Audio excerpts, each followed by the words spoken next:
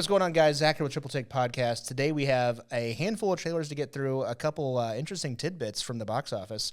We have the movie of the week, which is Rogue One, and we're going to have a little bit of a discussion topic about what's next for Marvel. So stick around, check it out.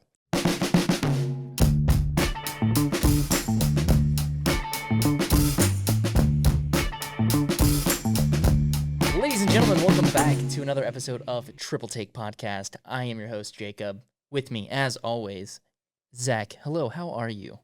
You always ask me, and the answer is always, it's going good, man. Regardless of your actual feelings. Regardless of how I actually feel. You don't actually care, do you? I almost clipped that because it's like what we talked about a couple weeks ago. I was like, yeah, no one gives a shit. Yeah. No one really cares. That is a little bit clippable, you know? Yeah, but it had nothing to do with movies, so I was like, you know. No, for those of you guys that didn't hear, if somebody asks you how you're doing, they just want to hear a good, okay. Doing great, buddy. How about you? I'm great. Yeah, Yes. things are going good. That's what. Also, if you say something along the lines of like, living the dream, it means you're actually dying, probably. So, dying inside. in my retail, my old retail life, there was a customer. He came in all the time and like, "Hey, buddy, how you doing?" He'd be like, "Wonderful, wonderful." I've never heard anyone else use the word "wonderful," Wonderful. except like the Wizard of Oz. So yeah, it's I think his was especially sarcastic and just not genuine at all. Everything's falling apart. Yeah. My life is crumbling around me. You'll probably read about it in the news next week. Yeah. So we have there. It was kind of a light news week. I don't like how close I am to you. I've just now. For those of you watching, we're trying out a new desk setup. Yeah. I'm like staring into the windows of your soul. I feel like I can just reach out and grab your hand at any time. Don't do it. I'm going to be leaning back a lot. I feel like our computers are almost going to touch here. Touch tips. Going to touch tips. Well, anyway, we're just gonna. Lance isn't here. It's going to get a little crazy, folks.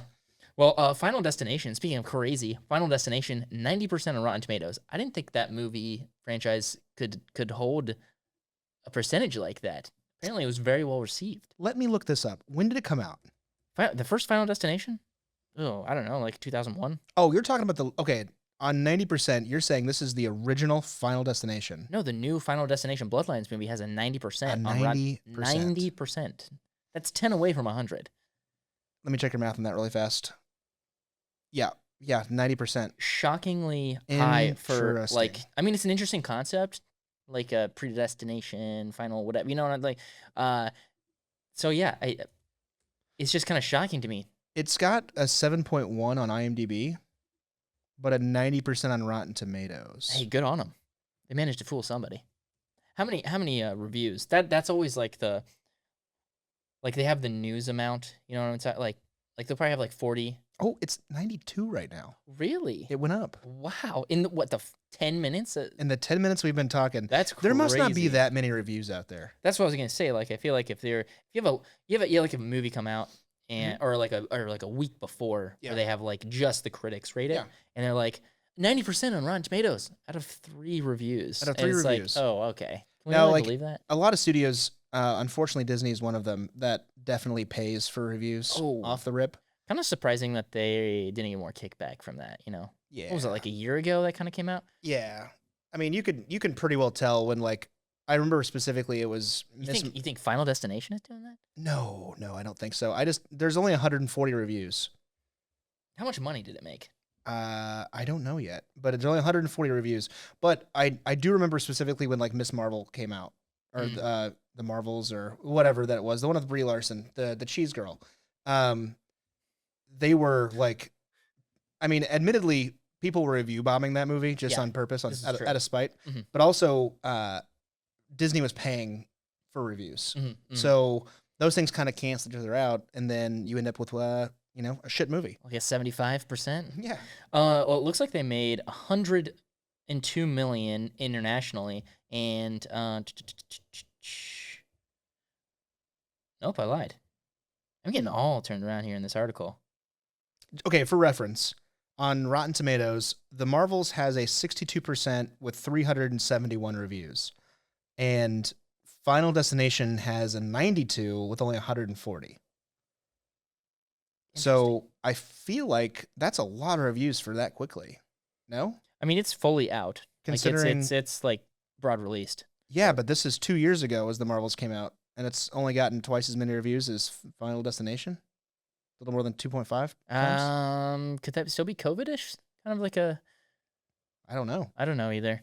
2,500 verified ratings give it a 79%. I didn't think that I would go. I didn't think I would see this movie, but with a critical response like that, I think maybe I'll give it a try. Have you ever seen any of the other ones? No. It's so you don't like bodily things. I don't like gore, body stuff. That's what these movies are. You're gonna have a real hard time getting through them. I think the limit for me is probably like Logan, where like limbs are getting chopped off. Oh no, this is way worse. Or like Braveheart, where horses' heads are removed from the rest of their bodies. Yeah, the last one that I remember is like you can almost always tell like the way that the scene's going. Mm-hmm. So like the one I remember just watching it just popped up on streaming. A girl was like a gymnastics girl was like, doing spins on whatever high beam or whatever the hell she's got going on. Yeah. And like you can, as she's going around it, like the screw on the beam is like, you can tell it's getting loosened and loosened. Mm-hmm. And there's also like a drip from a radiator that they're like, or an HVAC machine, like dripping down. And so it's like, oh, what's it going to be?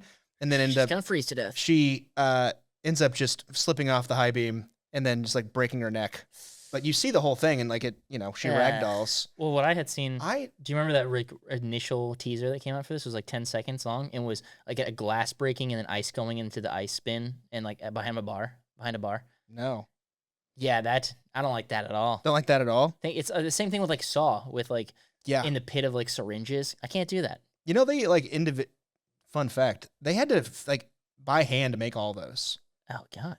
That took them like plastic and stuff? Yeah, I guess they ordered like 100,000 of them and then only filled like a foot off the ground. And so they had to get like 900,000 more or something crazy. That's Don't quote me on the numbers. I don't know them, but I know they had to make all those by hand. It took forever. Ugh, make my skin crawl. No, I've got a feeling you're going to have a real problem with Final Destination on this one. Maybe I'll skip that one then.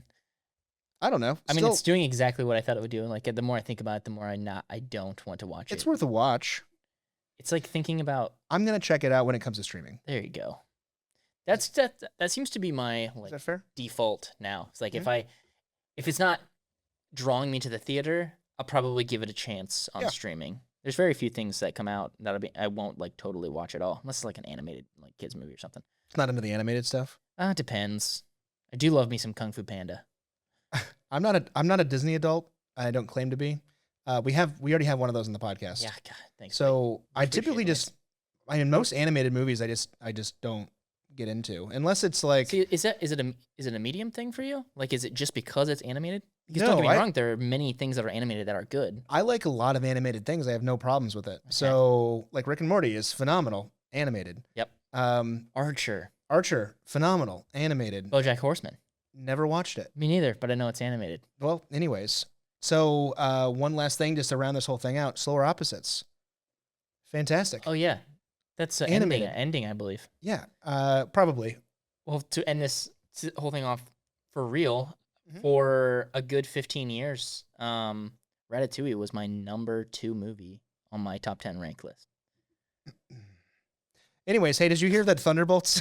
Wow. Okay. Sorry, Understood. I just can't take that seriously. Love, action, comedy. It's got everything. Yeah. An insane movie. It's fine. If you a like rat makes food. What more do you want? I've never watched it. You've never seen Ratatouille? No. Watch it. No. I've seen it. I've seen of it. I've heard of it. Not the biggest Patton Oswalt fan, but he does a great job at voicing a rat.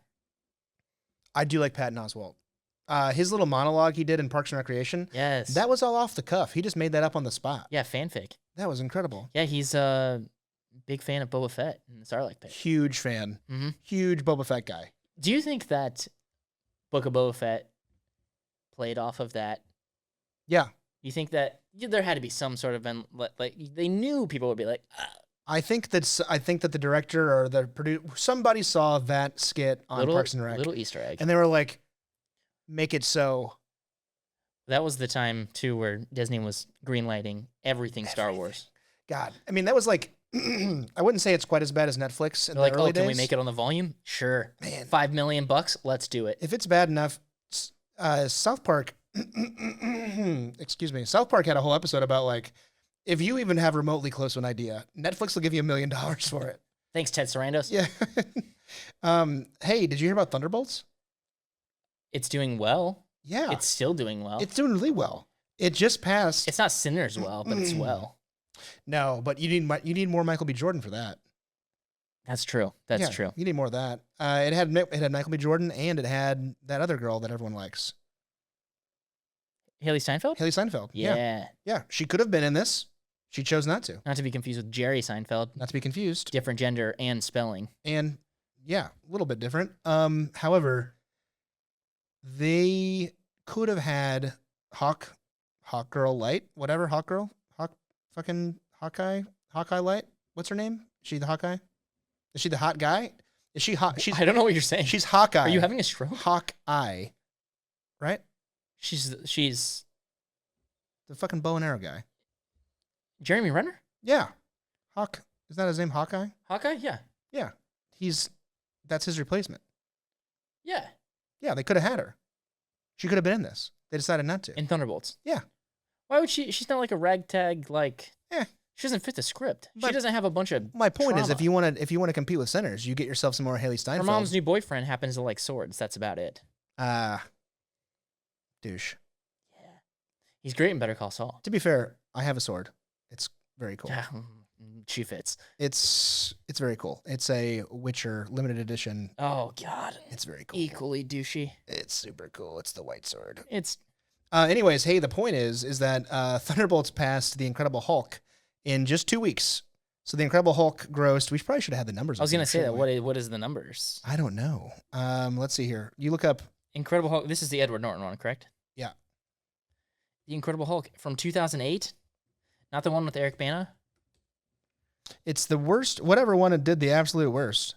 That was the Eric Bana one. Yeah. Anyways, you give me your number. What am I looking up? The total gross for how much Thunderbolts made. Oh, I was doing Incredible Hulk. Oh. The Incredible Hulk in 2008, worldwide, $264 million. Total. And change. Total. Do you want to know what the number is for Thunderbolts? Let's hear it. 325.7. Oh. Crushing it.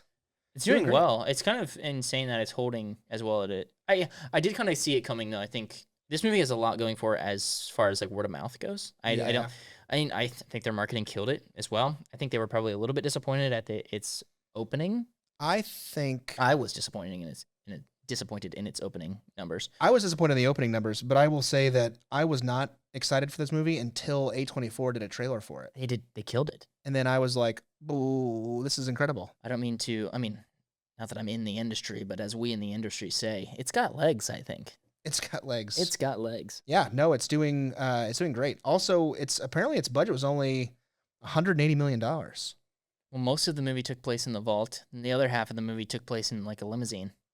Yeah, that's true. And they were in the desert for a little while. Wasn't much of a set bill. No, it's totally fine. They were in like one green screen room probably for the dream sequence, and then Sir Ian McKellen was not happy about it, probably. No, really sad. He cried apparently on the set of something. That's what I was getting at. Yeah. Poor guy. Yeah, teared up. Hobbit, I believe. One of the two. Oh, shucks. It's okay, Magneto. Quiet baby. Somebody call the wambulance. How dare you? Yeah, so it did great. Good for them. I hope it keeps going. Yeah. You guys can do it. You know what Power of Friendship can do? It can cure your depression and your psycho bad guy that's your alter ego. And it also can make a bunch of money in China. I was going to say, apparently, the Chinese are loving this shit. Yes. The Chinese are loving this shit. Yes. I think, I bet it specifically resonates with child labor people. Not to get, maybe. Dark times they live in. Oh, man. They probably Do you think they can have phones while they're like sewing shirts together? Like they like on a little. No, I think that maybe. Might sew your fingers. Maybe they could have. Well, I'm pretty sure that if they like you sew your fingers together, they just like take you out and put another one in. It might be an upgrade. It's like a mitt. They just toss you off the side and put another kid in your seat. Say, keep on going. Get out of here. Keep on going. You little scamp. Get out of here. Scamp. Yeah. Come on, Chief. It's fun. Get out of here. Anywho, yeah, so good for them. I'm happy for them. I am too. think they have finally figured out, after the last 4 years of dog shit, effectively. A lot of it. A lot of bad stuff. They had a couple bangers in there, right? But like, hey, Marvel, television-wise, yeah. Hey, Marvel, you got a winning formula. Just fucking keep going with it. Do you think that Loki is like the Andor of the MCU? Like that show just far and away best thing that they have put. I would say it's the best thing they put out in the last. I mean, up until this point. Yeah, I think that the whole what I watched about Andor is that they made a Star Wars show for people that like Star Wars, and also if you haven't ever seen it before, it could like stand on its own two legs. I think a lot of Star Wars fans would disagree with you. I don't know, man. You people in the comments. I didn't mean to say you people like that, but like, yeah. What do you mean? You're very, very emotional about like I don't know how to like say it. Like there are people that are Star Wars fans that don't want to like Andor because it's not like really like Star Wars. It's not traditional Star Wars. Yeah, it's darker. Yeah. But then there's the other people who like Andor because it's like a separate. It's something new. You know, yeah. It's fresh and it's new. Yes, and it's telling a story in a universe that we're familiar with. Yeah. Not everything has to be, as you call it, thunder, light bolts and laser swords and blaster bolts, blaster stuff. You can tell like real human stories. There are places for both, and I think it's a dang shame for whether you're on either side to hate on the other. I think like each have their places. People love to hate stuff. That's we're making big fan. We're gonna talk about something that I really hate here in a second. Yes, please do. It's great, but people love to hate things. Is Loki the Andor of the MCU? I think so. Probably, yeah. I think they were going into Loki like trying to make something that people who just want a good TV show to watch. Well, that's what Andor is. Yeah. Except it doesn't have Owen Wilson, which is I mean, it's probably for the better, but it's probably fine. Yeah. It's no one's missing. I don't know. I do like whatever. I like how he says it. It's great. No, his character, Mobius. That's a little Easter egg. Mobius strip from Endgame. Yeah. Yeah. It's a little on the nose. Yeah, it's a little late for it too. Speaking of which, his is all fucked up. It is. It's his calling card. Did he get broken by Zoolander, do you think? Probably. I think so too. On the set. Probably in that gas fight. Probably in the gas fight. He wasn't in that. No, all you're those right. guys died. You know who was in that though? A Skarsgård.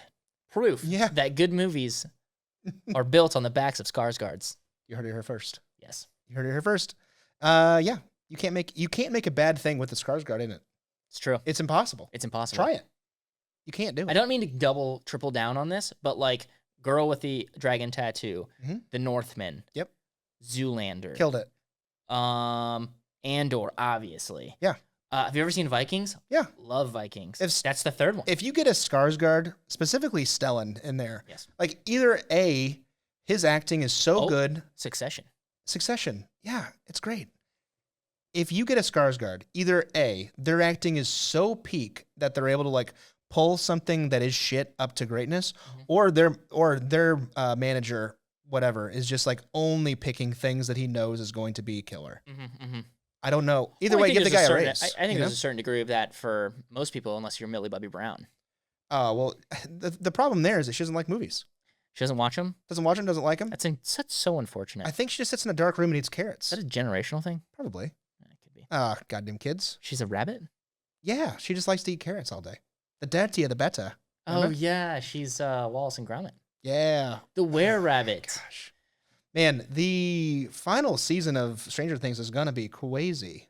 I think it's they probably I like how they went from being 9 years old to now 27 families. Yeah. Yeah. How old are these kids now? They're invested in the stock market now. Man, they have their 401ks. They have all their own accounts. Goodness gracious. Wells Fargo hates these guys. Yes. Yeah. Hey, did you see the new Ironheart? Hates most people. It actually, yeah. Boo Wells Fargo. Boo Wells Fargo. Hey, did you see the new Ironheart trailer? Yes, I did see the new Ironheart trailer. What did you think about it? I thought it was aggressively fine, and I don't want to make a big old stink about it until I watch it. You mean you? Because I think that's what you're doing. I think you're making a bit. We have a group chat for this. We mentioned before. Zach was coming in the group chat looking for some backup, and I didn't give it to him. Now, see what I was doing is I was looking for a fight with Lance, but he doesn't respond to messages. He has to have that muted. He has to. Yes. I genuinely don't think he gives a shit. But what the hell? Yeah, what the frick, man? What the flip? Look, Do I think it's absolutely the worst, most disgusting thing that I've ever seen? No. I think that She-Hulk looked way worse. And it probably will be, is whatever. Do I think this is going to be probably okay? To be determined on twerking yet. Yeah. If we get twerking, it might be as bad as She-Hulk. I mean, I don't understand the whole, like, I don't know if there's a whole lot of people that are just hating on it because of, like, racism, right? Like, well, I think that's the thought. That's I know, but as soon as you say something along the lines of, like, I don't like this, then you're immediately racist. It does sometimes feel like a cop-out. I would agree. But to an extent. The reason I don't like it is, again, my least favorite trope in movies and TV is you have a whole bunch of kids all being fucking annoying kids and defeating adults with way more, like, things going for them. I mean, I just feel like you get a scene of them, like, how making old is it rain supposed with to be money. In this? I think she's 19. I think it's got a 18, couple 19? Cool, okay. So aside from hating on it, I'm just not excited for DEI Iron Man. I'm sorry. It to an extent it does feel like that a little bit. Yeah. I don't know if I'd go as far to say that. I would say that they're definitely. I don't actually mean it. However, what I did want is that I sent that in the group chat to see if Lance would get pissy. You were trying to spark something. And he didn't get mad or say anything, and then I felt like an asshole. Yeah, you went fishing, didn't get what you wanted, and then the fish fought back a little bit. A different fish. So annoying. Me. Yeah. I want to know what you mean by that. I think it's fine. Like I'm definitely just. Had I known your intentions, I probably would have like egged it on. Egged it on a little bit. You know, what do they call that? Fan the flame a bit. But no, I think it looks aggressively fine. I'm not. I'm about as neutral as you can be. I really liked her character in Wakanda Forever. I thought that was cool. I think it's cool that we're getting a Midwest Iron Man, which is cool, from Chicago. Do you think that Jeremy Allen White will make an appearance? Probably not. He'll be there with the sandwich and be like, cousin. Hey. Sister. Southie. Here's what I want them to do. If she's supposed to be a genius, give me more than just her sparking two, like, little wires together to prove it. Well, I thought that. So if we're gonna break down the trailer a little bit, I think that the part that I did really like is the kind of like Saw, like, hey, you got to get out of this room, and you're dead. Figure it out. That didn't do anything for me. I thought it was cool. She just like she MacGyvered it. Frick this, and, like, punches something, and, like, I'm a genius. Yeah, like, I don't know what what you wanted to do.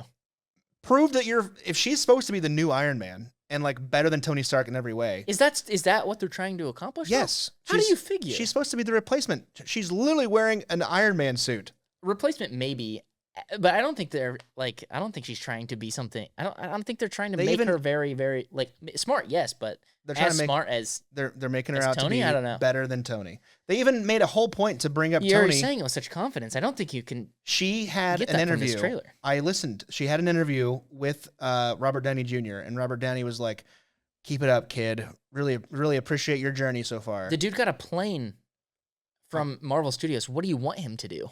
Here's the thing.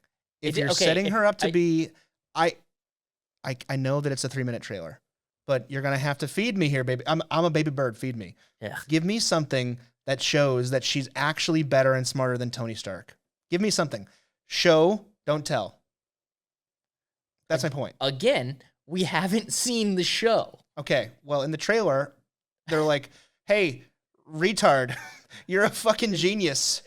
Anyways, her name's Riri. When I was a kid, that meant retard. I'm sorry. I'm sorry. It just did. So now it means now it means Rihanna. So, and yeah, bad girl retard yeah, I'm sorry. It just doesn't make sense to me. I can't not hear it. No, I understand that. I don't like it. Yes. I think it's gonna be fine. It looks fine. I can't think of his name. He's in Twisters and he's in the show about the AMC and what's it called? Something Fun Money or something like that. Dumb Money? Dumb Money, yes. That kid? What's his name? He's also in the new, like, Transformers Beasts movie. I'm losing it here. I don't know. It's not Paul Dano. This movie would be better if Paul Dano was in it. I'll drink your milkshake. Oh. Anthony Ramos? Yes, I like him. Yeah, he's fine. I did think that He's got a hood. He's doing some like magic, and he's got a gun. Yeah. I just think it's funny that a magician in Chicago has a Glock. He looks very out of place. From what I've seen so far. In what respect, I guess? The hood doesn't really it just doesn't look good. The hood and everything. I thought all the CGI for like flying around and stuff. The hood to me looked fake. I thought it looked okay. I don't know. I just didn't think it looked very good. Fake? I thought the hood was That's fake. probably the most practical thing in the trailer. The funny thing, speaking about the hood, is that on the Marvel Instagram page, I know I keep looking behind you. Anyways, the the Marvel Instagram page posted a like screen grab of Ironheart, and the caption was "The hood comes to Marvel." Ugh. Yikes! Somebody got fired. Someone got fired for that. They took it down immediately. Good on them. Yikes! How do you not see that coming? Honestly, it's like the. How did this? Oh my god! Are you caught up on the studio? No. Oh gosh, that'd Brother, be perfect. You know my schedule. I'm gonna ruin it. It's for you. been crazy. I'm gonna ruin this next episode for you. Yeah. I'm sorry. That's fine. So they have the rights to the Kool-Aid Man, and they're gonna make the Kool-Aid movie, right? They bought it for like $10 million. And the whole episode is about, is the Kool-Aid Man, is he a black man? And then they have Ice Cube as the voice. Nice. And then they're like, so does that make him a black man? Or does that just make him a Kool-Aid Man with a black man voice? And then they go around and they ask all these other minorities, and they go around, they basically go around the studio and asking if this is racist or not. And then at the end, they bring it all back, and they just have the original cast like they've overthought it the whole time. Yeah. And it's like, it was racist the whole time, but people are like, they're like, it can't be, but maybe it is. That's like what this is, I think. Yeah. Too many people didn't want to say it was racist, and so it made it to the Instagram page. It had to have gone through 3 or 4 approval people, and they're like, yeah, it's fine. Do you want to hear my big brain thing on this? Please do. Okay. Beer news a few years ago. Bud Light. Okay? Yes. You know what happened. Yep. They haven't recovered still from that. Really? No. They're leaning into it now with Shane, though. They went the full other way. Posty is trying to bring him back. Shane Gilly is trying to bring him back.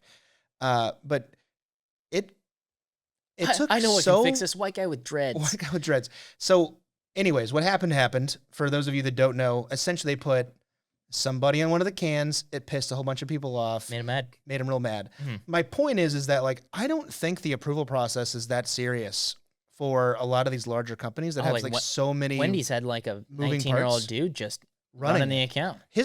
Wendy's Twitter page is nonstop fun. Crazy. It is a nonstop thrill ride, and I'm here for it. For a while, the NBA, like other country accounts were going insane, like Brazil Timberwolves and like Brazil Golden State Warriors.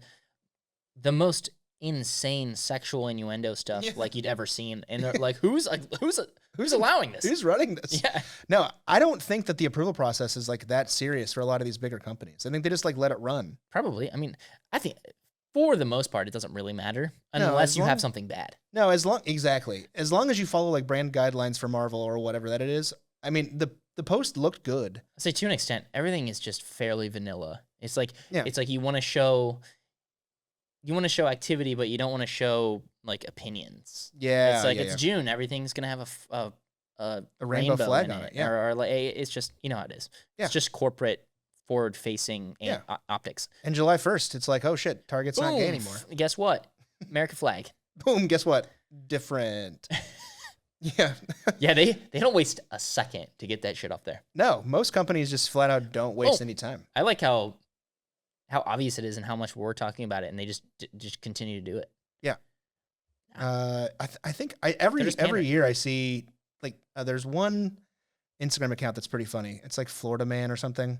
Anyways, on July 1st every year he posts like, all right, companies can stop being gay now. One of my favorite, this isn't the Instagram page podcast, but we should have a podcast about Instagram. I go every year, except for last year I was sick, which is mega unfortunate.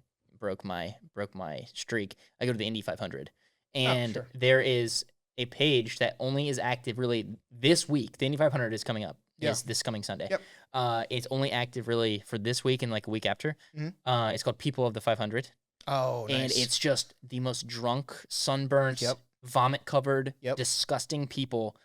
It's just clips and photos of these people at the event. So I have a there's story stuff every week, a little every bit, day. and this isn't about anything entertainment, but a good friend of mine that goes to the bar that I go to, Okay. He stole a golf cart at the Indy 500 not that long ago. Went to jail. No way. Yeah, went to jail, hardcore. All the cops were like, "That was hilarious. Can't do that though. Gonna have to take you to jail." Stole it as in like just drove it around? Hopped in it and drove it around. He was like, "Fuck this, I'm not gonna walk all the way to the third turn." That's not arrestable. Dude, took his ass to jail. The other guy that was with him only had one hand, so my buddy got handcuffed behind his back. The guy with only one hand got handcuffed to a building. That's all they could do. Do you think that? I mean, that probably happens more often than you would think. Yeah, but no, my point is that now on all the golf carts, if you go, They have DEI handcuffs. they have a little, like, a bar across the steering wheel. You can't steal them now. You have to have like a key to like get in there. So the one thing that I have done is Thanks, Troy. It's a little bit littering-y. But I picked it up. Littering and. So we're driving. So we're like leaving. Like, I mean, it's a fucking madhouse when the race is over. Yeah. Like everyone's pouring in to get to the race, and everyone is the exact opposite of that. It's crazy. It's a little bit more staggered at the beginning because different people get there at different times, but everyone's leaving at the same time. Yeah. Race ends. Fountain of waves of people. Yeah. So we're walking, and like the roads are all closed off, going every direction except for like maybe like one lane for cars to leave. Sure. But the cars are right next to the people, and you're essentially going faster than the vehicles. And I just got popcorn. I dropped it on the ground, picked it all up, put it back in the bag. There was a truck, pickup truck right next to me. Put it on the bumper. Truck went away. Gone. My popcorn with it. No, it didn't fall off. Oh, were you gonna eat it? 20 minutes later, I'm not kidding you. 20 minutes later, we're almost to the car. Truck drives by. Popcorn still in there. Grabbed it. Took it home. Did you eat it? No. Oh. But I had to be like. Okay, you should glue that. It popcorn. would have fallen off on the interstate. Yeah. Like it's in the garbage. So it's in a landfill somewhere now. You should have glued that popcorn in there and just saved it forever. Oh, it's the popcorn that could. This is the popcorn that could. Just like I can't believe no one else grabbed it for 20 minutes. It's crazy. Craziest thing ever. It's pretty cool. Anyway, let's get back to movies. Hey, I'm excited. I hope Ironheart's good. I don't think it will be, but sounds like you're wishing on his downfall. I'm gonna watch it probably. If it's better than She-Hulk, sick. If it's not, boo. That's gross. Get out of here. Boo that man. Yeah. Hey, Americana has a trailer out. Shout out Sydney Sweeney, having an okay Southern accent. Honestly, is she a good actress? Is she not a good actress? I don't know. I think there are two reasons that she's gone as far as she's gone. She plays to her fan base. She absolutely does. Yeah, she knows what she's popular. This to me feels like she's trying to break out of the just cleavage is getting me roles thing. That's what it feels like to me. Yep. Because it feels like it's like a random. It feels like an art house movie. You know what I mean? Like this isn't. It's like a dark comedy, humor, whatever. It's not Euphoria, it's not, but it's also not like a rom-com with Glenn Powell. So I see the intent there. I think maybe, I think we'll get a good, so here's the thing. Whatever out of her. A good. Is Sydney Sweeney like, okay, Madam Web came out and it was pitiful. I believe the word you're looking for is atrocious. It was not good. Anyone else in that movie other than, is it Dakota Johnson? Yeah, other than Dakota Johnson, everyone else in that movie is pretty much just, they're gone, right? I mean, you got Emma Roberts, I guess, but wait, Adam Scott was in there too? Yeah, he played like he was like Uncle Ben or something. Is anyone else in this movie like that was obscure gonna be making anything else next? I mean, Morbius. I don't know. Anyways, my point is that like, Sydney Sweeney appears to be the only one that's like coming out of that movie. It's like they don't hold it against her. That movie was shit. I'm sure she did fine. I just like Sydney Sweeney because she's fine. I think it's an entourage thing where you book your next movie because you know this one's going to be dog shit. And I think that probably happened. But agreed, I don't think the movie was bad because of her. I think the movie was bad because it was a Sony production. Yeah, Sony doesn't know what they're doing. I'm sorry. Yeah, unfortunately. They can make cameras, but they can't make movies. They have no fucking clue. They make great sound equipment. Also, for the record, I don't think Euphoria is good. But also, it isn't for me. So Yeah, I guess you're kind of proving it the point. Yeah, it's not for me. So like, if I liked it, I think it would mean that it's not doing what it's trying to do. But she came out of Euphoria because, hot, doing great. Yeah. Good for her. I guess, yeah. It's fine. But it's also got what's his name? Paul Walter Hauser. I love him. Did you ever watch Blackbird on Apple TV? It's got your boy Eggsy in it as well. I don't think I ever saw Blackbird. Blackbird's good. One weird thing about Americana is that it released supposedly 2 years ago. At South by Southwest. Yeah, and then they're full on releasing it now. How often is this happening in movies? Apparently more often than we know about. Yeah. Because this is twice in the last 2.5 weeks that we have run across something like this. Unholy Trinity with Pierce Brosnan and... It's twice now. Is it Sam? Who's it? Samuel Jackson. Yeah. Samuel Jackson. So basically, Americana, for those who don't know, right up here is when a rare Lakota ghost shirt, which I guess is just like just an Indian Native American shirt, falls onto the black market in a small South Dakota town, the lives of local outsiders and outcasts violently intertwine. Some seek fortune and some seek personal freedom, while others simply want to return the artifact to its proper tribal home. Listed as a dark comedy, definitely plays as a dark comedy in the trailer. Yeah. I think it looks funny, and honestly, I like the cinematography so far. What I've seen in the trailer, it's all like still shots. I just like that like style a lot, and I almost feel like it builds the tension and makes the jokes funnier because like it's almost like you're sitting with them, watching, kind of. I do think sometimes it reminds me of, not that Wes Anderson is the only person that can shoot static shots. Like obviously, it's just a way to film. Yeah. I do think that you kind of sit in the moment more, and the movement isn't affecting your attention, and you like focus more on what's happening. Yeah, it makes me feel like I'm sitting on the couch, like watching it take place. Right. If you have like a wide shot from the side with no cuts back and forth, like with blocking. Yeah. I think that it's more authentic. Maybe, I don't know. Is the moment more personal? The shot that I'm thinking of in like for Wes Anderson movies is like it's the one where the kid finds out that he's colorblind and he can't be in the Air Force now or something. Little Miss Sunshine. Okay. It's like he films it so the kid finds out that he's colorblind in the van, and then they stop the van and he gets out and like runs off into like the cornfield or whatever and starts screaming. But the camera doesn't follow him. In other movies, it would follow him, but in this, it's just a still shot, and it's like I'm sitting in the van. It's just like great watching it. And I'm like, God damn it, Dave's at it again. My favorite is Grand Budapest Hotel, where they're on the train, and the train it's a static shot, but the train is moving. Yeah. So the background is going, but they're very standard. They're very standing still, and then they're talking to each other, and they're like, what's going on? What's happening? There's nothing like inherently funny about it, but the way that it's shot and the way like the line delivery, it is hilarious. I'm telling you, you need to watch the Darjeeling Unlimited. I maybe will do that. You have to. I don't want to dethrone Grand Budapest as my favorite Wes Anderson film. And the way you're talking about it seems like that might happen. It's my favorite one by far. Okay. And if you like the train scene, the whole thing is shot on a train. The other one, very close second for me, is Fantastic Mr. Fox. I freaking love that. I never actually watched that one. Oh, stop motion animation. Love it. It's great. George Clooney is the Fox. Ironic we brought up trains because of how autistic we are, but that movie is great because of the train. Okay. It's good. There's a lot of good movies with trains. Yeah. 310 to Yuma. Big train. Big train guy. Huge. Also big, give me, give me some cowboys. Big fan of the Westerns. Dude, I don't mean to go off on a tangent here at all. I'm on a cowboy kick right now. Cowboy kick. I just watched, and we'll get into it later more, but I just watched The Quick and the Dead with Russell Crowe and Gene Hackman. Okay. Directed by Sam Raimi. I've already seen.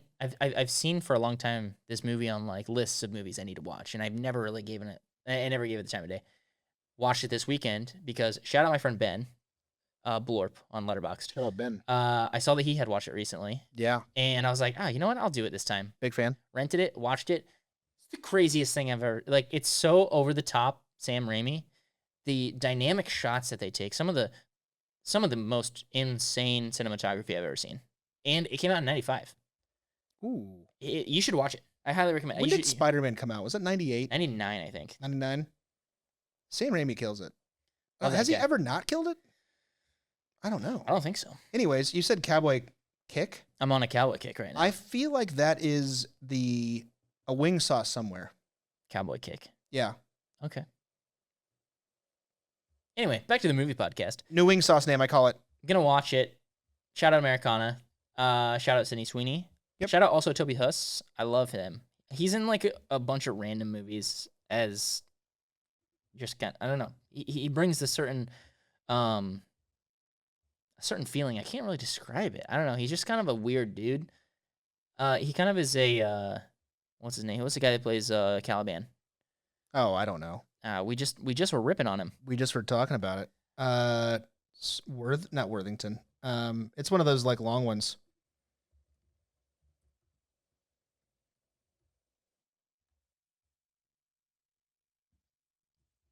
This is Stephen Merchant. Stephen Merchant. Oh, yes. No, not a long one. Same. No, not long at all. I'll say average length. Average.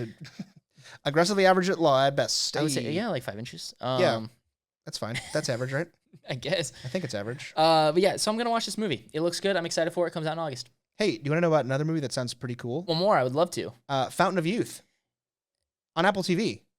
I heard that Jim from The Office is in it. Yeah, Jim's here. And also Jack Ryan from the Amazon. Yeah, Jim's here. Lady Thor is here. And some Mexican chick I don't know. But she looks great. I'm excited. Isa Gonzalez.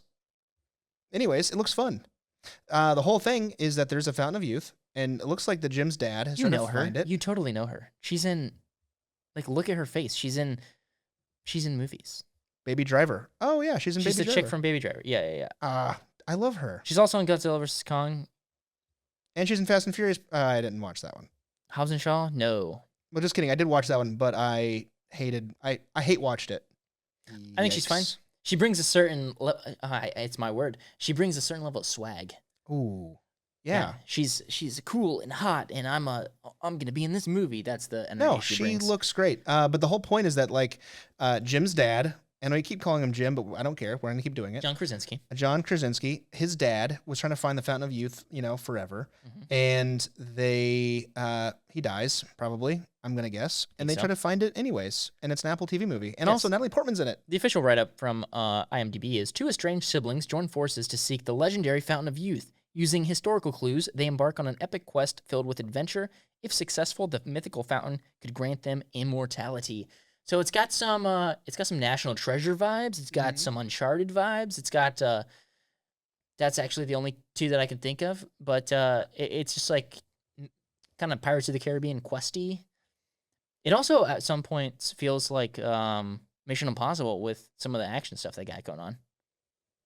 So this reminded me, the premise, slightly, of a movie called As Above, So Below, which is a horror movie. Yeah, it is. From 2014.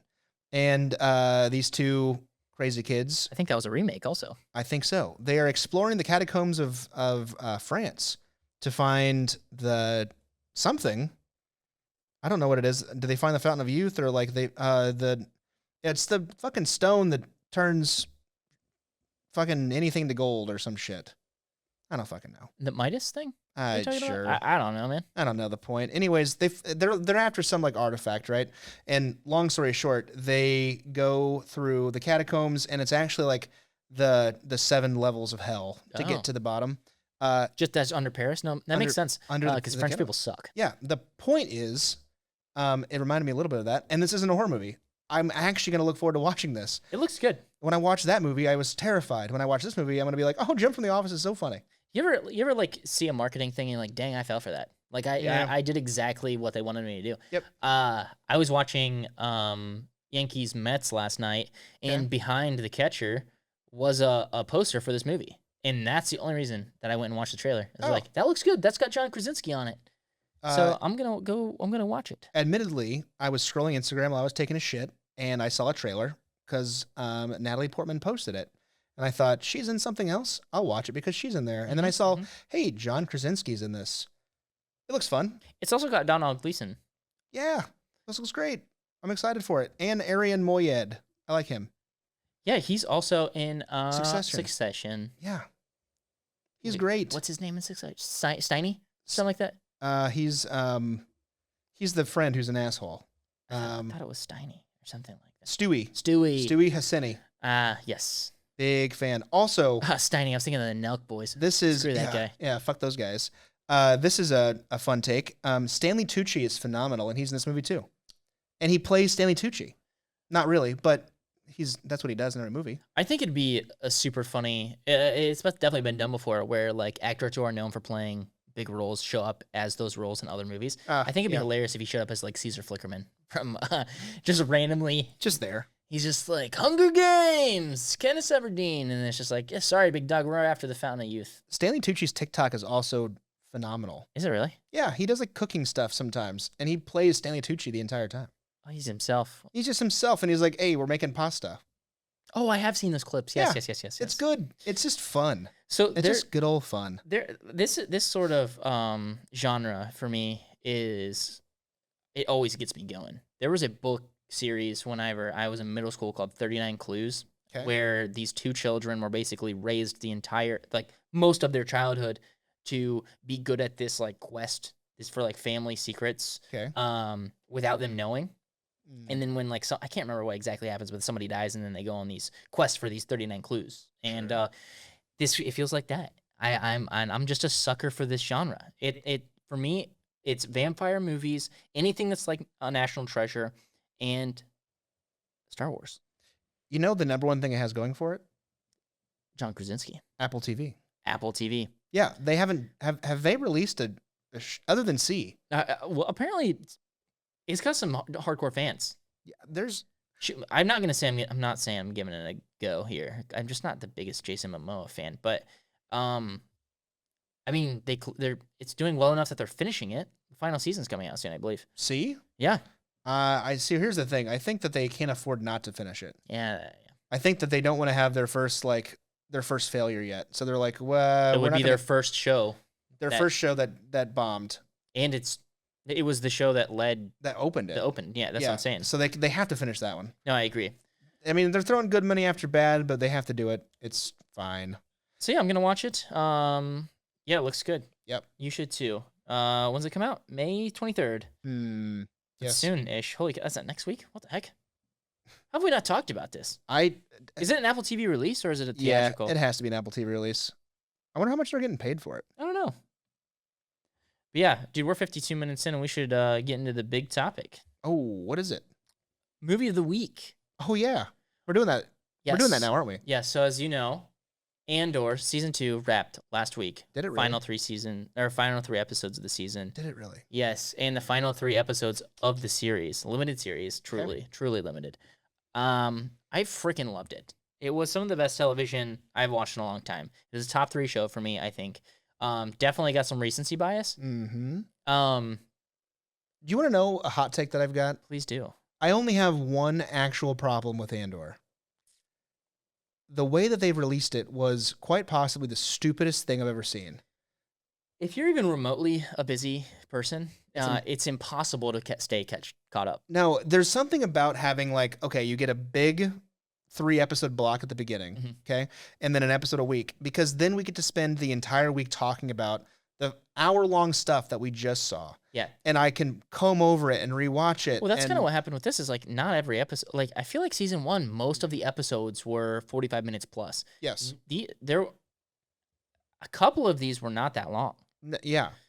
Well, so, okay, the one thing that you know about me so far is that I like to rewatch stuff. Yes, you're a big rewatcher. And if you give me a 3-hour movie to essentially every week, yeah, it takes me the entire week to get through that whole thing. Mm-hmm. And then I can't rewatch it. So, but if you give me 1 hour long whatever, like Severance, I would just rewatch it again that night. Mm-hmm. I would play the whole thing and then say play from beginning. And play from beginning. Here we go again. Great. I bet you watch the intro every time too, you loser. I did every single time. But no, that's the only thing about it that I don't like. Yeah. Anyways. Well, that's cool. I like that the only issue that you have with it is its release schedule and not anything of substance. Nope. Not really any issues. I mean, I think we should dedicate another portion of the pod at some point, probably with all three of us, to the breaking down of Andor. Yeah. I would love for Lance to be caught up and for us to all talk about it. So I think we should save it for that.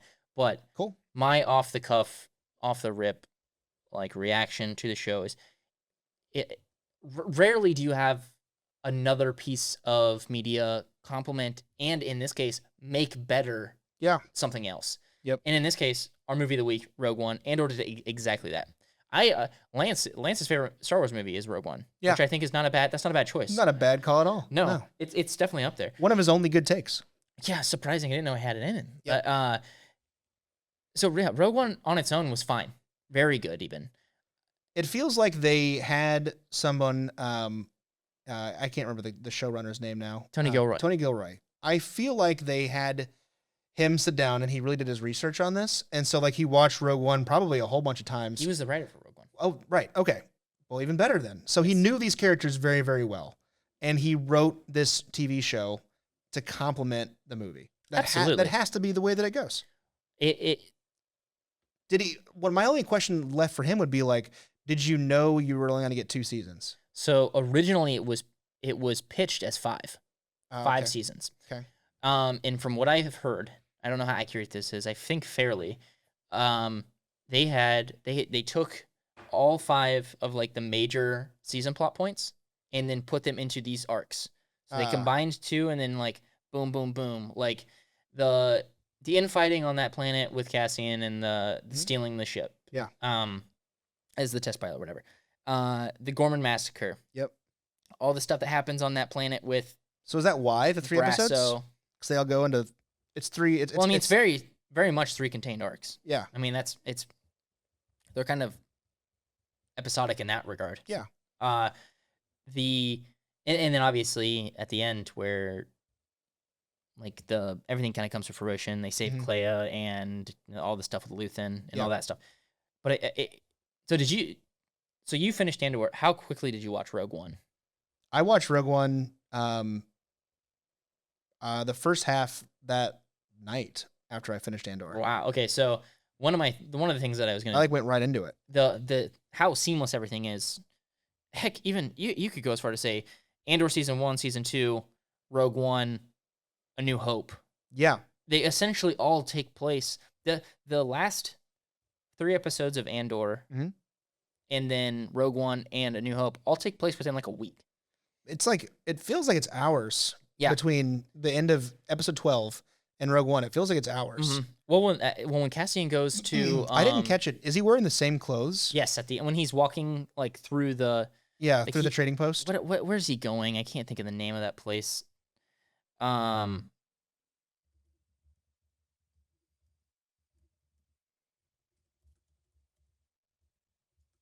the beginning of Rogue One, I can't think of what it's called. It's something outpost. Ding, ding, ding, ding, ding.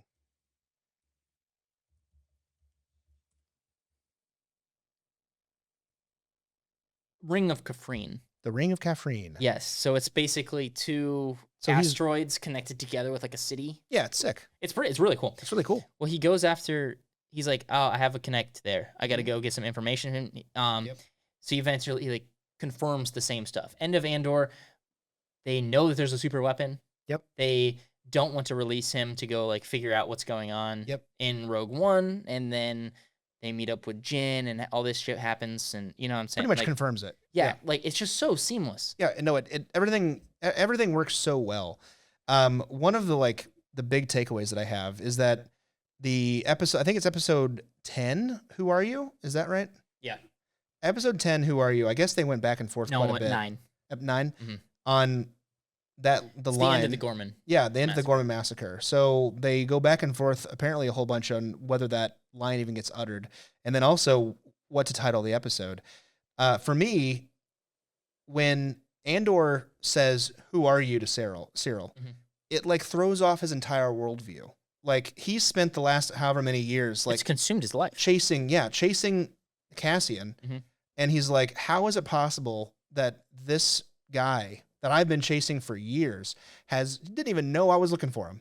So it throws everything into question for him and then dies immediately. So it's almost like his heart was broken. It was incredible to watch. Well, and then my point is that like they don't even mention him in Rogue One. No, not even once. That's how little that guy actually mattered.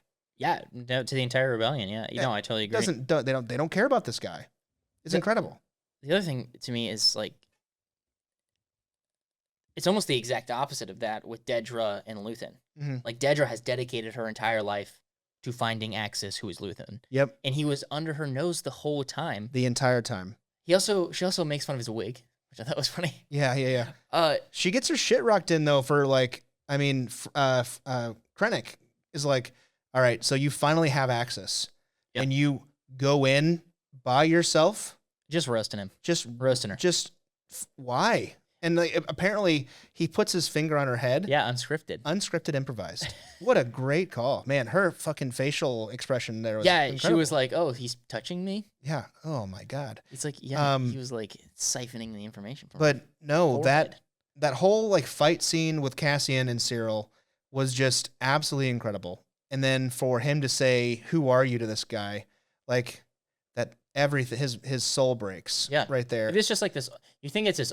For him, it's and for us as viewers, it's this ultimate buildup. It's like finally these two are actually going to meet. Yeah, like this. They've been cat and mouse this whole time, but really the cat's the only one that knows what's going on. Yeah, and the mouse has no clue. Mouse doesn't give a shit. Doesn't give a shit. Doesn't have a clue. No. I like to go back in movies and TV shows like this where I think about like the thing that set everything else in motion. And like if Cyril would have just listened to the commander and like just not gone after Cassian at all, like obviously the Empire still would have been building the Death Star, but Cassian would not have been anything to the rebellion. He gets involved because of this. Yes. Yeah, because some guy was like, go look into it. And I think what an incredible, like, I thought that opening kind of first butterfly episode, effect. Yeah, the opening episode was just beautiful because like the captain literally called it at the very beginning. He's like, hey, we had two cops who just tried to pick a fight with the wrong guy. Yep. And they probably deserved what they got. Just leave it alone. I'm going to deal with the ISB. Yep. And then doesn't. Well, the other thing for me is with Cyril's death, like Cassian doesn't even kill him. It's the only guy that Cyril actually lies to. Yeah. One of the Gorman guys. Yep. And the only reason that he killed him is because he personally slighted him. Yeah. Like he broke the trust with them. He built up this falsehood and was essentially a spy. He wasn't like, not even essentially, he just was. Yeah. And the reason that he killed him was because he was mad. Well, he had just like broken up with Dedra like moments before, and then sees Cassian, and so everything for him is just like immediately sees red. He's like, "Fuck this guy specifically." Yes. Yeah. And then just to get his shit rocked in out of left field, literally left field. Yeah, honestly, it one of the most satisfying deaths for that character though, because it's like you think for a second there, like, oh my gosh, is he gonna be like, I'm coming with you, I'm flipping. Yep. And then just gets shot immediately after you as you're thinking this, he's gone. Yeah, he had the thought of like, I like to think that he had the thought of like, well, he puts the gun down. Yeah, he's going to join the rebellion. Mm-hmm. He's like, he has this like epiphany, like he's on the wrong side. Yeah, like he's what he's been battling this whole time. Yeah, he's essentially been Dedra's puppet for the longest time. Well, he's been betrayed by Dedra. Yep. And then he betrayed the Gorman guys. Used and abused. Yeah, used goods, tossed away like a toy you don't want anymore. And then, just blindsided. Yep. I do think it is the one thing, I know we're supposed to be talking about Rogue One, but the thing that really got me is how much Dedra actually loved him.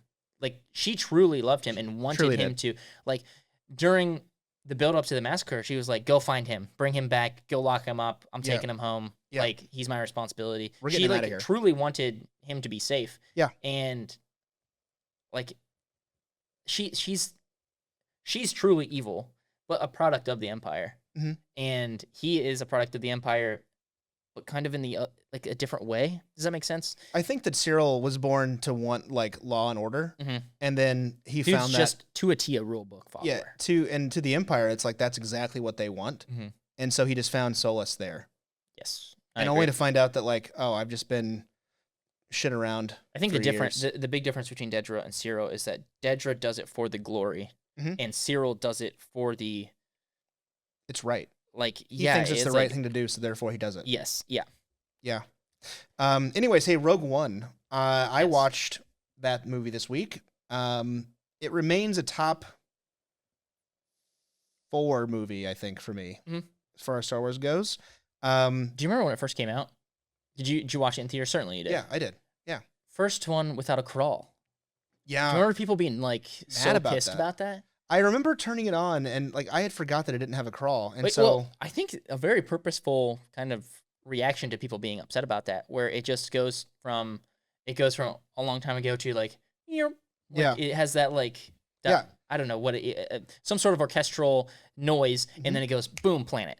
Yeah, so I had my headphones on when I was watching this movie, and so like I looked away for a second and I heard the thing, and I was like, oh, it's on. Yep, here we go. Back. Here we go. Here we go. Yeah, the first like cool thing that I saw like lore wise was so like you get to see the Imperial Death Troopers the first time really on the big screen. Yep. They have their own little language. Oh yeah, they have like voice modulators. Yeah. So I mean, obviously you see like regular stormtroopers. Yeah. And they are just talking like. They also have the coolest fucking looking guns, man. They're so awesome. They're dope. But you really only get to see these guys in a couple scenarios, but very, very cool. Okay, so first question I have, and it happens very early on. Like the planet is where Galen Erso and Jyn is and her mom. Yep. I can't think of what's her name. I want to say Kate. I can't think of what the wife's name is, but doesn't matter because she doesn't live very long, and that's what I'm getting at. Is whenever Krennic has Lyra, yes, she's mentioned a few times, so and she's an important clarification. So my question is, Krennic wants Galen to come work on this thing, right? Like he's like, bring your family, whatever, it's gonna be a good time. Yeah. The reason that they don't go is because they know what they're gonna be building. Yeah. Like they know it's a weapon of mass destruction. Yeah. To the nth degree, whatever. Yep. And then, why is he so okay with killing his wife if he, like off the rip, like wants him to come work? Why would killing his wife make that any easier? You're saying Krennic? Yeah. Why? Krennic is there to get Galen. Krennic knows that Galen is the only one who can do this. Yeah. Why does he immediately kill Lyra? Well, Lyra points a gun at him. Well, he's like, don't. He's like, do it. Well, yeah, he says to Lyra, don't do it, whatever, yada, whatever. Yeah. And then Galen's like trying to talk her down too. And then at this point, Jin's off in the cave, and then she's Krennic has back. his own struggle going on, right? So he's got he has the Emperor. He has Darth Vader, who's breathing down his neck, literally. Yep. And he's also got Tarkin, who is Grand Moff, who is going to essentially steal the show from him as soon as this is all done. And so he's like trying to prove himself. Thank you, director. I will be taking over. He's trying to prove himself. And so he's like, I can't really fuck around here. Yeah. So you're not getting in the way. I just wanted to, I'm taking your guy. Why, like, I know it's a plot device. Like, it's just like a motivator for Galen to hate the Empire and for Jyn to hate the Empire. Yeah. Why kill her, though, if the person you're trying to take is married to him?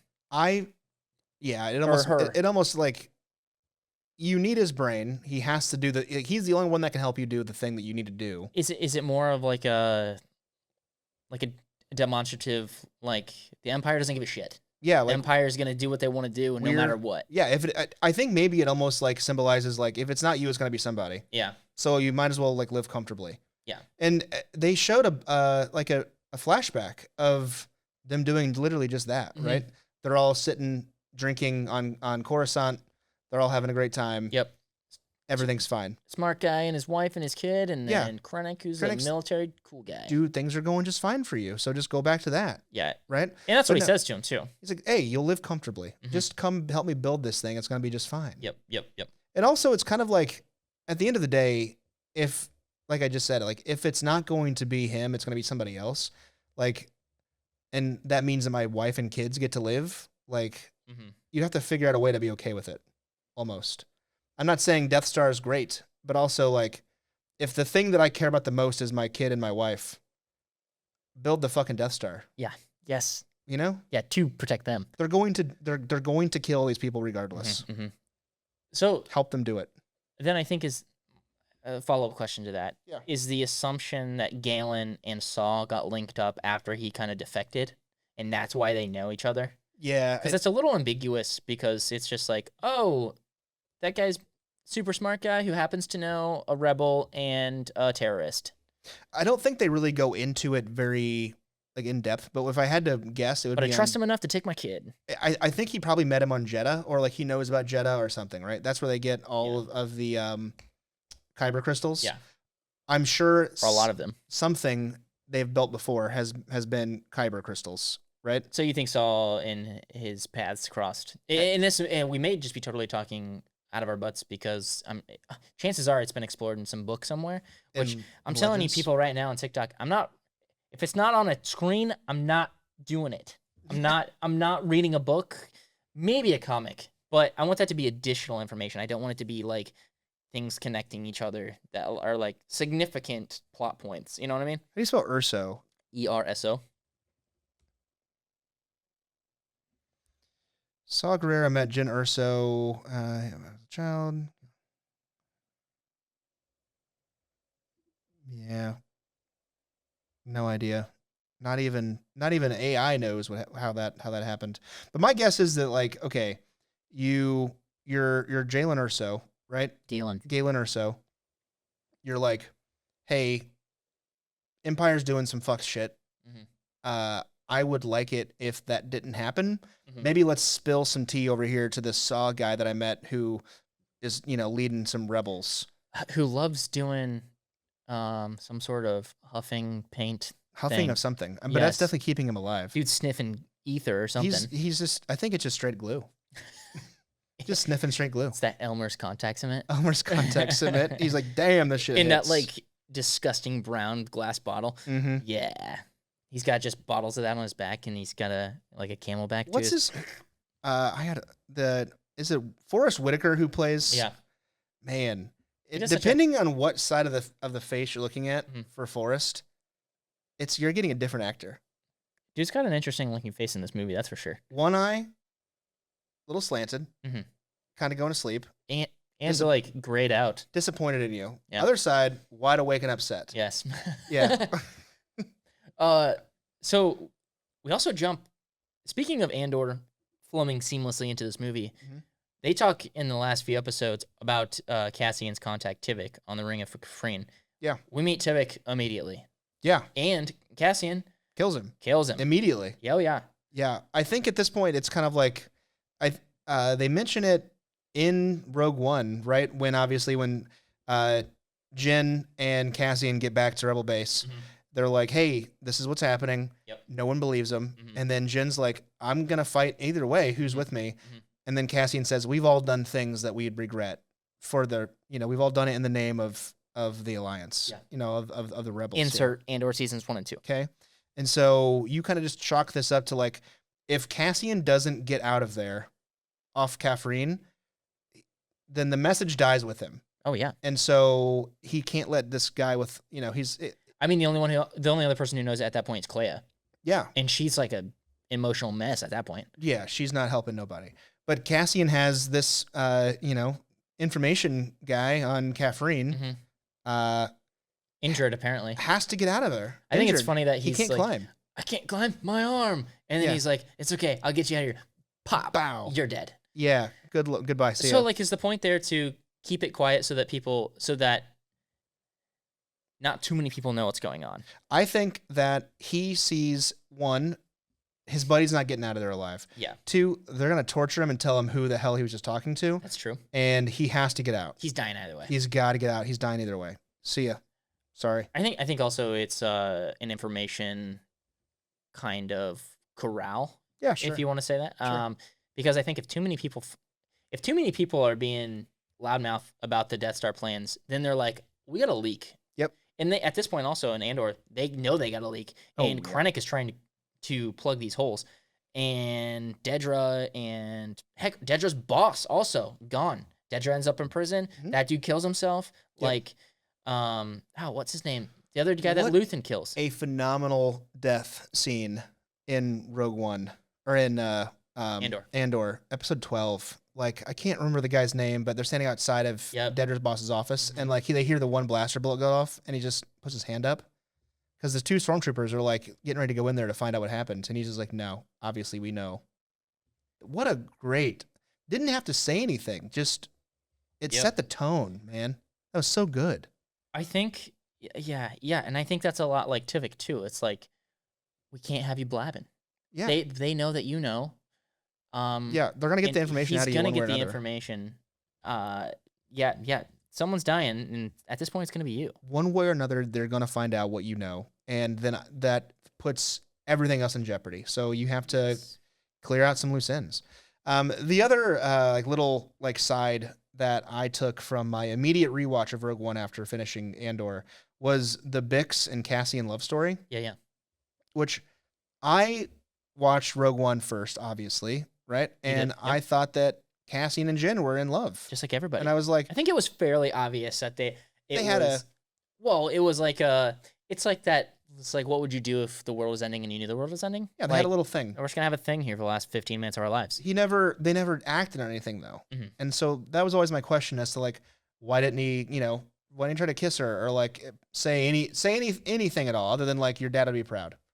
That's what he was saying. I think when I rewatch it, or when I rewatched it after, and I saw okay, Bix left Cassian because I'm gonna hold you back, kind of thing.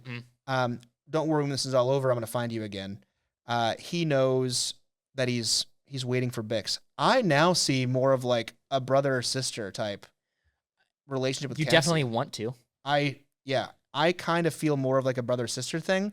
I think that one scene in the elevator is a little bit... That one dances the line a little more than the others, for sure. But on the beach, though, for sure, I totally agree. The beach, when he says specifically, your dad would be proud. Yeah. I saw brother-sister. Yeah, who's saying that when they're about to make out? Your dad would be proud. Let's suck face. Let's fucking figure this out. Luthen spy, ISB, Lonnie, by the way. His name was Lonnie. Lonnie, R.I.P. to you. You made this all happen. Yeah, Lonnie died on a park bench. Got found by a cat. Yeah. Yikes. Unfortunate. Man. Do you know that cats will kill you or eat you? Yeah. The body? That's a crazy fact to me. Very quickly. Dogs will wait several days. Cats, hours. They're like, oh, he's sleeping. Yeah, cats will wait. Oh, my dog, Obi, he would wait. Wait? Oh, yeah. He just lay on you. No, they actually did it's well-known documented case. If somebody passes away in their house and they had a lot of cats, that's gross. The first responders are well, we're gonna find a lot of bites. Oh yeah, missing pieces. That's why you don't have cats, folks. I got two of them, unfortunately. You have two cats? Yeah. Gross. Pepper and Frodo. Oh God, who named the first one? I named all of them. Oh. I always find it. Well, Pepper was a girl, and then I quickly figured out. Whoa, he's got nuts. He's got nuts. Well, now he's got nothing. But yeah, so it was Pepper Potts, Pepper, and now it's just Pepper. Okay. Old man. Old man owns a gas station. I did see one funny reel that was this couple that had 7 cats. Yeah. And they're guess the one that my boyfriend named, and it was Asteroid. Jinx, and I don't know, Flipper or whatever the hell, and then one's Megatron. Yeah, I think it's important to everyone gets to have a naming. Mainly just usually agrees with mine. She's like, "Oh, that's fine." Sure. Okay, so I want to know. I'm a little bit confused. It doesn't take away from the plot at all, but why did they destroy Jeddah? Was it so that they couldn't get more Kyber, or they got all the Kyber? Why of all the places that they would use to did I just miss something in my mini watches of this movie? Why did they destroy Jeddah City? Why not a moon or something? So Jeddah was a important historical landmark for Jedi. Okay. Right? So that's one of them. 2. So they're wiping the history. Yeah, they're wiping the history gone. Okay. I think on one hand, on the second the second hand, you got Saw Gerrera and all of his rebels are there, and they're just buried in rocks, and you're never gonna be able to fight them out of there, and so you just wipe the whole slate clean. Okay. So they picked all the Kyber out that they possibly could from Jeddah, and then just done. Okay. Jeddah's gone. But yeah, I think Darth Vader probably had a little, little FU. Little FU to the Jedi. Yeah. That last couple That's seconds fair. there. That's fair. Yeah. It's a quicker answer than I Jeddah probably was hoping for. Jedi. Yeah, I remember when that came out, I was like, that seems a little on the nose. I'm guessing. But so I don't actually know that's the answer to your question, but I'm saying if I had to guess, it makes sense. That'd do it for me, I guess. I'm aggressively okay with that explanation. Yeah, it's fine. one of the other ones I had was, if you really think, it's not really a question, it's more of a point. Like, if you really think about it, this entire movie, and then in retrospect, Andor, entire miniseries, all predicated on one little teeny detail in A New Hope in 1977. Like, oh, hey, there's a weakness in the Death Star. Oh, yeah. We got these plans from somebody. Yep. You know, like, and it set off this huge, like, adventure for one, and then also multi-billion-dollar franchise. Yeah, it's one giant plot device 40 years ago where it's like, well, would it really be that difficult? They could have just put something on top of that. Yeah. Right? And then we finally get an answer to it, and it's like, oh, well, no, the guy that created the Death Star hated doing it, and so therefore he created a kill switch. Mm-hmm, mm-hmm. Totally makes sense. Well, it's kind of, it's not really it's just like a retroactive explanation. Mm-hmm. I think, do you think in the 70s and 80s, people were like, how did they get the plans? Like, what was the, you know, like you go and see a movie now and you're kind of hyper analyzing it and like, yeah, there's things that you fixate on. Was that one of the things they fixated on? Like, where'd they get the plans? I know a lot of people right now confused the Bothan spies from Return of the Jedi and Death Star 2 with this scene. I remember whenever Rogue One came out, I was like, oh, it's going to be about the Bothans. It's not the same. Is it fair to say that, like, I don't think that people watched media the way that we do now back then? Like just breaking down teaser trailer or like Easter eggs and that sort of thing. Like, I feel like people probably, okay, so, and this is almost universal, but like if you go back and you rewatch like a lot of fantastic older movies, you can pick those movies apart quickly. Yeah. Right? Heck, you can pick apart Star Wars, yeah. But like I think it's because like they didn't have a culture like we do now where like people like you and me have podcasts discussing movies and TV shows, or like, you know, new rock stars having 1 billion subscribers. And it's like, hey, Eric Voss is going to make 75 more Easter eggs about this fucking trailer that was 8 seconds long. This thing that you shouldn't have noticed, but you did. Yeah. Here we go. Let's explain it. I don't think that they watched media the same way. And so not to say that nobody back then ever asked the question or noticed, but it's like, it was far fewer and in between how many people did care. I mean, it's to the point now where you have entire positions on like creative positions dedicated to making sure things line up. Continuity people. Yeah, 100%. Yeah, like it's just grown far more than I think anyone could have imagined. No, I think back in the day, like if you had one continuity problem, it wouldn't have been that big of a deal. But and now, you could kind of explain it away with some like other material, like a book or a comic or something. And I'm sure that they probably did.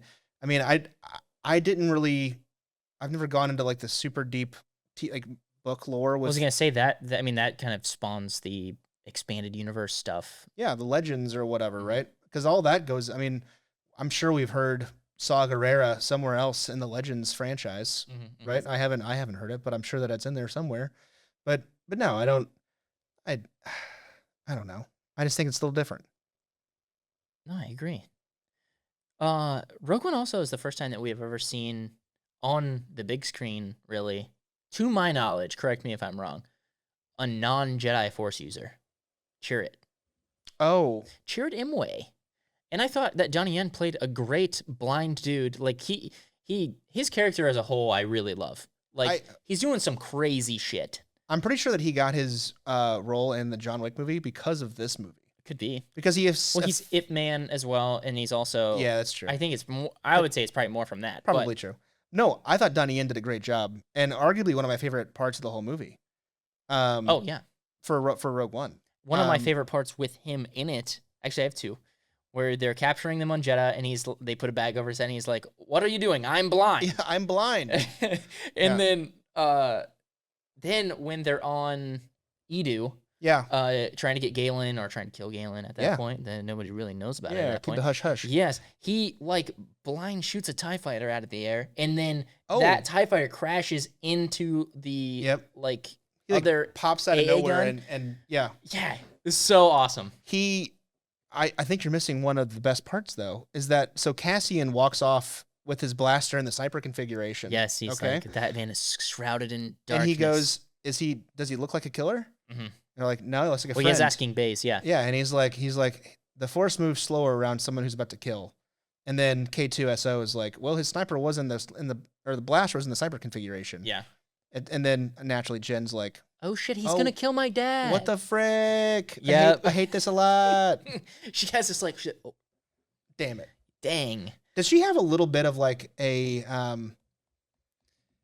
Mother of Dragons-esque kind of thing going on for you? I can't remember the damn name now. Like, do I have the hots for her? No. No, but she just reminds me of her a little bit. No,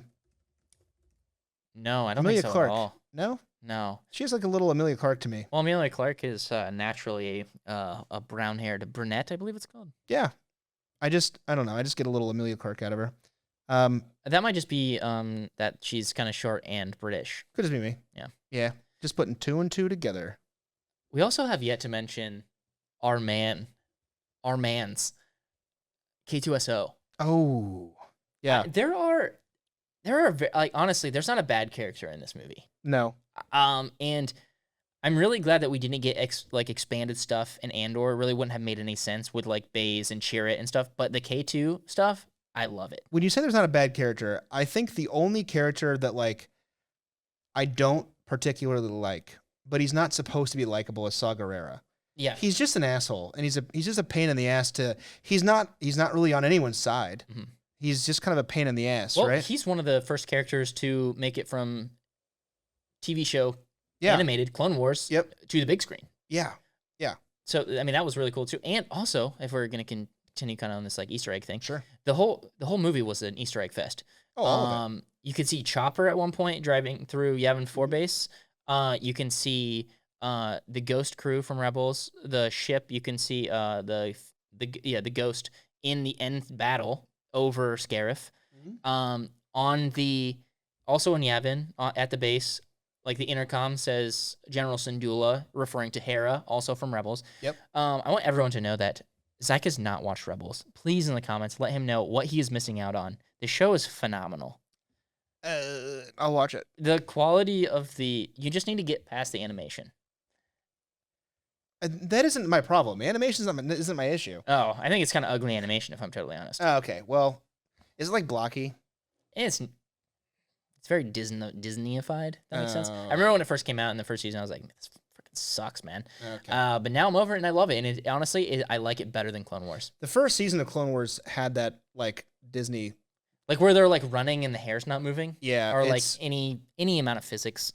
Yeah, it didn't look very good. It almost had like a Samurai Jack-esque kind of thing going on for a second. Yeah. Well, definitely the 2003 Clone Wars did. Yep. Hey, anyways, our boy K2SO. Love that guy.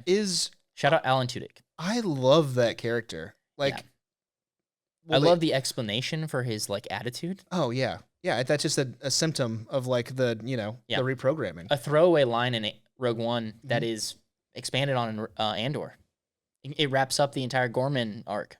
Yeah. Unfortunately, he does have the only like continuity issue in the whole from what I've seen so far anyways. Please share. I don't know what you're talking about. So in the second season of Andor, when they finally see the K2s for the first time, they're getting blasted like fucking left and right, and it's just bouncing right off of them. Yeah, you're right. And then in Rogue One, he gets shot by Jen on accident. Right? I think, right? No, she kills the one She kills the other one. And she's like, you didn't know that wasn't me. Yeah, one shot takes him out. And then he obviously dies by bolts later in the episode. It's plot armor. It is. It's fine. Or the lack of plot armor. Or it's just like, okay, is the Empire's like blasters more strong than the Rebels? Stronger? I think it's actually more strong. Stronger? Whatever. Are they stronger? I don't know. But I see what you mean though. Yeah. Because at the end he takes like 25 bolts and then dies. Let me be clear. This isn't ruining anything for me. It's just like I wish that he just I just wish he lived. Yeah, I know. Like I love that he had such a his beginning and end rhymed so well. Oh, yeah. Like his first thing is hello and his last words were goodbye. Yeah. And it's just so sad. Yeah. I liked his intro scene was incredible. She like goes to run out the back of that little like SUV. And he grabs her, puts her down. Clotheslines her. Yeah. You're being rescued. Yeah. Yeah. hello, you're being rescued. Yeah, because like she's on like a prison transport, isn't she? She's Yeah. like fully captured. Fully captured by somebody. Yeah. You are being rescued. Let me see here.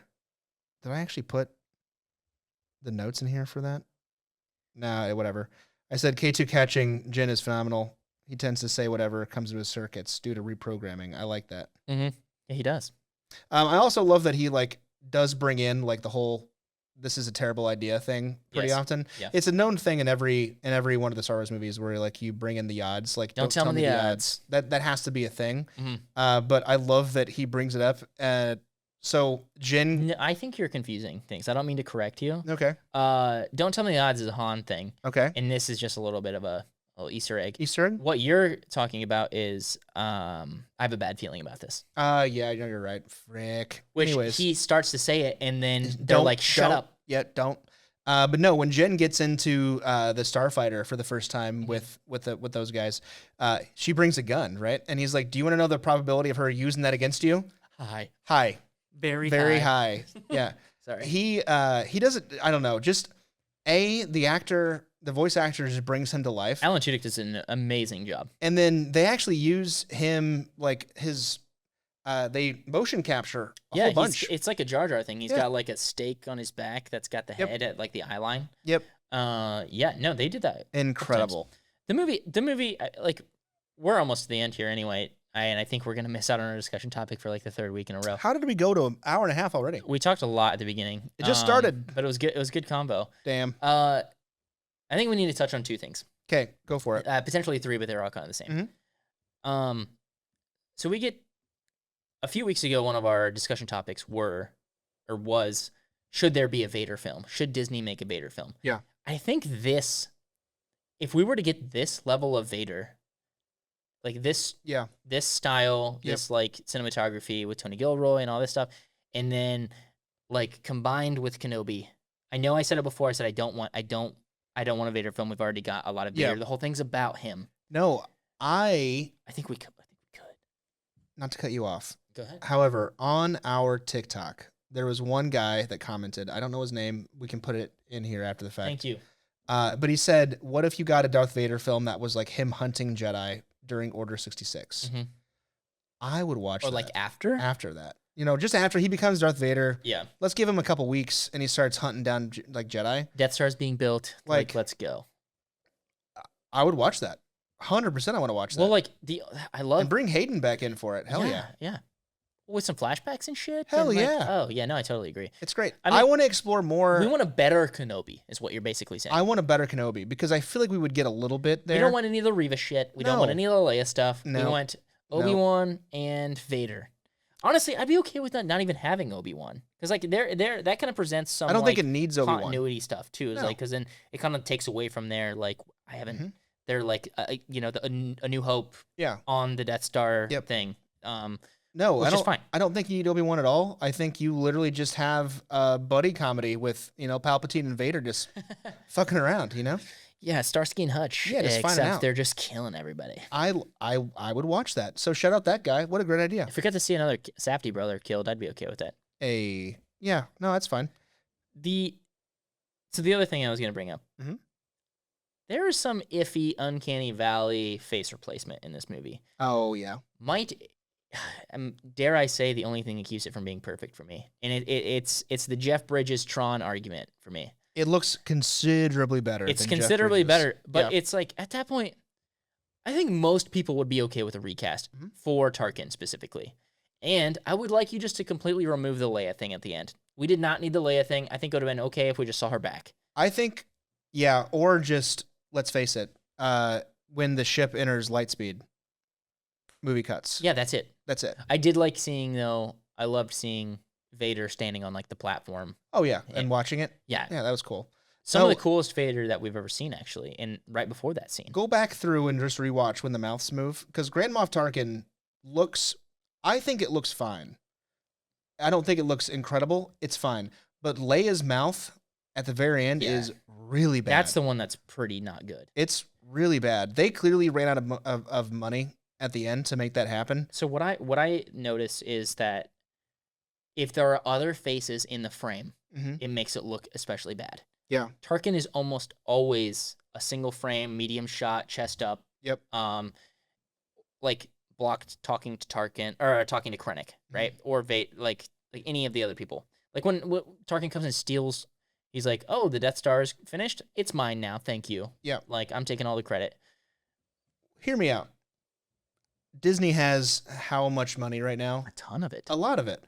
How hard would it be to just say, "Hey, engineer, AI, fucking guy, like a remaster? here's $1 million. Can you remaster these like 4 scenes for us? Yes. Just go back there and fix them." The one that I want remastered so bad, and it's already been remastered, is I would like it to go back. Han walking over Jabba the Hutt's tail. Yeah. It is some of the worst. Well, so originally it was a puppet. Originally it was a guy.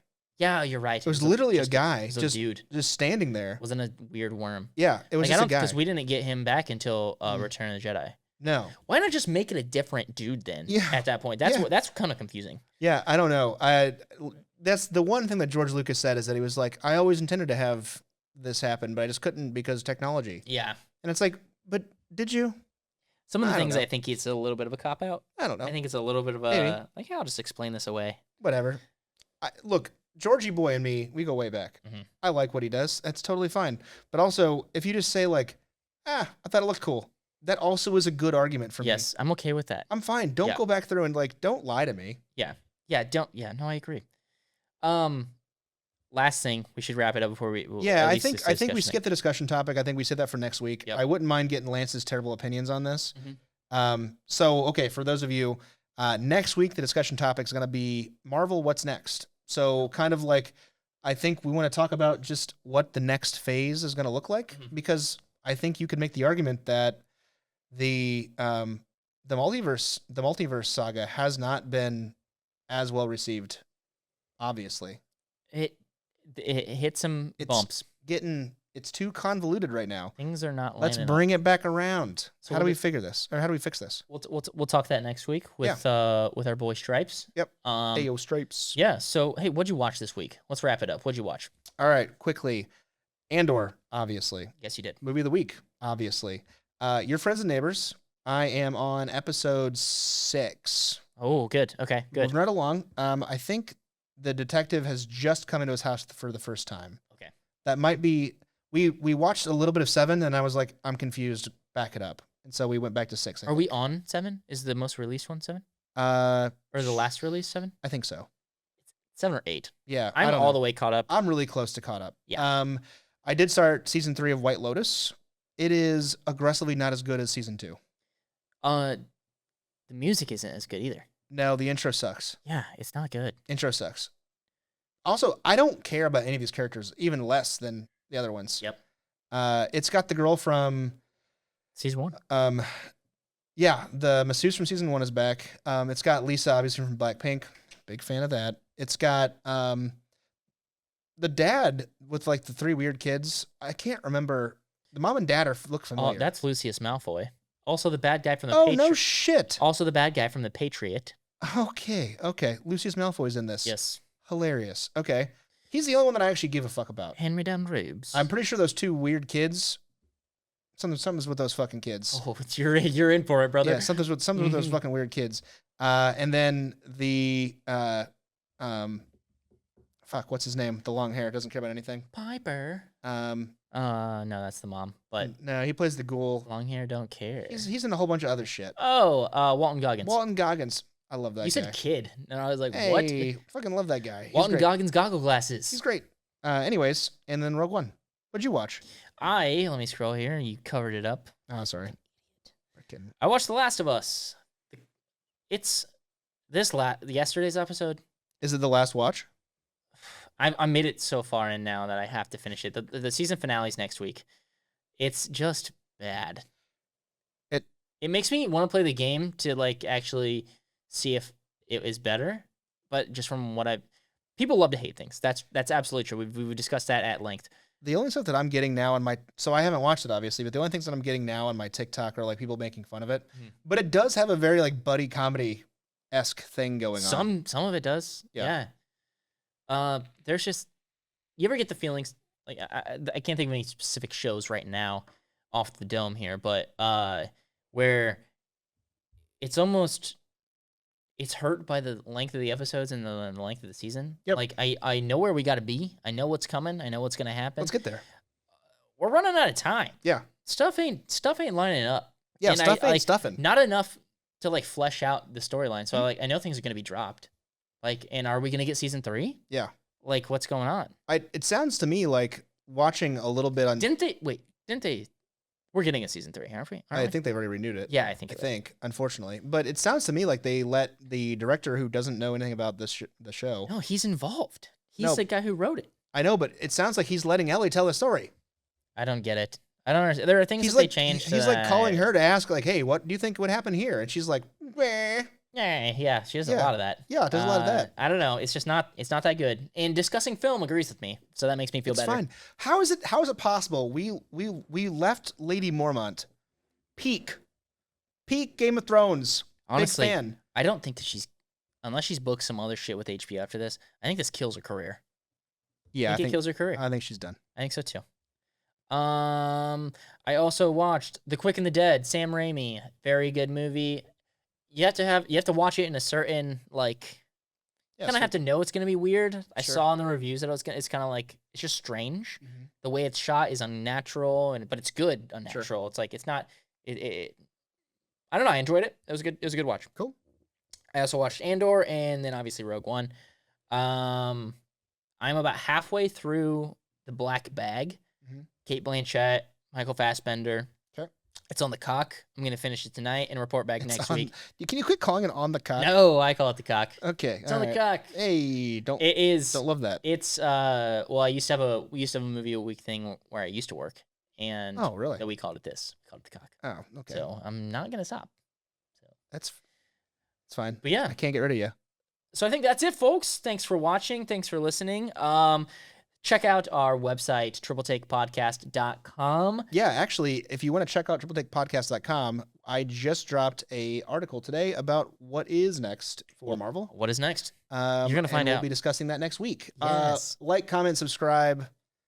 That really helps out a lot. It does, truly. Hey, let us know if we should stream these. We were chatting about it before. Yeah. We're tossing it around. I think if we continue with this format, who knows? We're juggling it. Yeah. Whoop, whoop, whoop. Yeah. So let us know what you think. We'll see you guys next week. Cool. Thanks. Thanks. Bye.